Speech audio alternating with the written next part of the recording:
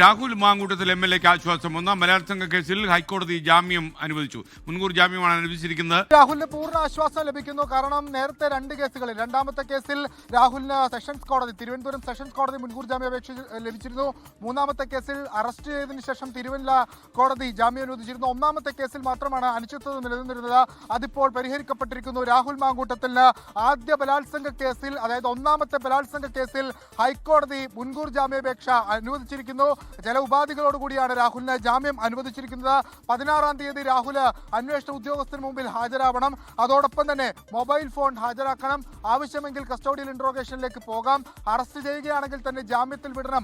തുടങ്ങിയ കാര്യങ്ങളൊക്കെയാണ് മുൻകൂർ ജാമ്യവുമായി ബന്ധപ്പെട്ടുള്ള പ്രധാനപ്പെട്ട ഉപാധികളായി ഇപ്പോൾ കോടതി മുന്നോട്ട് വെച്ചിട്ടുള്ളത്. ഈ കേസിന്റെ ഒരു പശ്ചാത്തലം ഇങ്ങനെയാണ്. രാഹുൽ മാങ്കൂട്ടത്തിനെതിരെ സമൂഹ മാധ്യമങ്ങളിലടക്കം ചില പെൺകുട്ടികൾ പരാതിയുമായി എത്തുന്നു. അതിനുശേഷം ഒരു 0 FIR ക്രൈംബ്രാഞ്ച് രജിസ്റ്റർ ചെയ്തു. പക്ഷേ അപ്പോഴും രാഹുലിനെതിരെ സ്ട്രോങ് പരാതി ഉണ്ടായിരുന്നില്ല.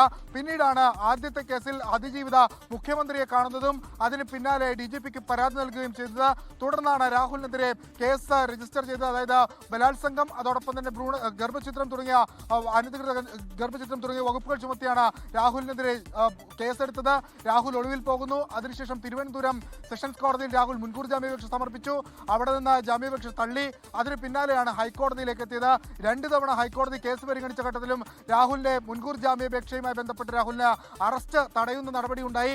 അതിനുശേഷം പെൺകുട്ടി ഈ ഹർജിയുമായി ബന്ധപ്പെട്ട് കക്ഷി ചേർന്നു. രാഹുലിന് ജാമ്യം തള്ളിയാൽ തന്റെ ജീവന് പോലും ഭീഷണിയുണ്ട്, രാഹുൽ ഉന്നത സ്വാധീനമുള്ള ആളാണെന്ന് പെൺകുട്ടി കക്ഷി ചേർന്നുകൊണ്ട് കോടതിയിൽ പറഞ്ഞു. പ്രോസിക്യൂഷൻ ആകട്ടെ രാഹുൽ സ്ഥിരം കുറ്റവാളിയാണ്, ഇത്തരത്തിലുള്ള നിരവധി കേസുകൾ രാഹുൽ മാങ്കൂട്ടത്തിലുണ്ട് എന്ന് ചൂണ്ടിക്കാണിച്ചിരുന്നു. പക്ഷേ രാഹുൽ കോടതിയിൽ സ്വീകരിച്ച നിലപാട് ഇങ്ങനെയായിരുന്നു. ഈ പെൺകുട്ടിയും താനുമായി ഉഭയകക്ഷി സമ്മതപ്രകാരമുള്ള ലൈംഗിക ബന്ധമാണ് നടന്നത്. ഇത് രാഷ്ട്രീയ പ്രേരിതമാണ്. തെരഞ്ഞെടുപ്പ് അടുത്ത സമയത്ത് തനിക്കെതിരെ നടത്തിയ രാഷ്ട്രീയ സ്റ്റണ്ട് മാത്രമാണ് ഈ കേസ് എന്നായിരുന്നു രാഹുലിന്റെ വാദം. കോടതി സ്വീകരിച്ച ഒരു പ്രധാനപ്പെട്ട നിലപാട് എന്ന് 2 കാര്യങ്ങളിലാണ് കോടതി അതീവ ഗൗരവ സ്വഭാവം പുലർത്തിയത്. അതിലൊന്ന്, ഈ 17-ാം തീയതിയാണ് ഏറ്റവും ബ്രൂട്ടൽ പീഡനം നടന്നു എന്ന ഈ പരാതിക്കാരി തന്നെ കോടതിയിൽ നൽകിയിട്ടുള്ള അഫിഡവിറ്റിൽ പറയുന്നത്.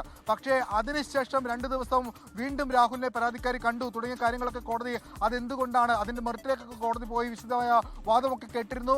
ഒപ്പം രാഹുൽ അന്വേഷണത്തോട് സഹകരിക്കാമെന്ന് കൂടി കോടതിയെ പറഞ്ഞിരുന്ന ആ പശ്ചാത്തലത്തിൽ കൂടിയാണ് ഇപ്പോൾ രാഹുൽ മാങ്കൂട്ടത്തിന്റെ ആദ്യത്തെ കേസിൽ മുൻകൂർ ജാമ്യം അനുവദിച്ചിരിക്കുന്നത്.